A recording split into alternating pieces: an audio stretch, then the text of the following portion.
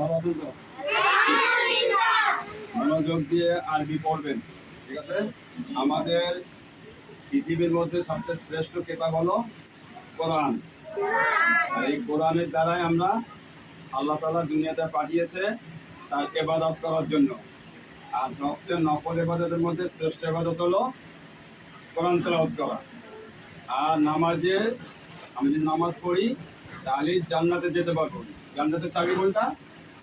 নামাজ। মিফতাহুল জান্নাতিস সালাত, নামাজ বেহেশতের চাবি। আমরা ইনশাআল্লাহ নামাজ পড়বো, কোরআন পড়বো, আব্বু আম্মুর কথা শুনবো, ঠিক আছে? এই দিকটা আমার সবাই খেয়াল করতে হবে। সবচেয়ে বড় কথা হলো দুনিয়ার মধ্যে জান্নাত হলো আম্মু আর আব্বু, ঠিক আছে? এই দুইজন ব্যক্তি হলো দুনিয়ার জান্নাত। আর আখিরাতের জান্নাতের জন্য আমরা তৈরি যাবো নামাজ, 5 ওয়াক্ত নামাজ পড়বো এবং নামাজ যে পেজটা ঢোকার জন্য চাবি খোলার জন্য আমাদের নামাজ পড়তে হবে বেশি করে, ঠিক আছে? আচ্ছা, আল্লাহ হাফেজ। ওয়ালাইকুম আসসালাম ওয়া রাহমাতুল্লাহি ওয়া বারাকাতুহু।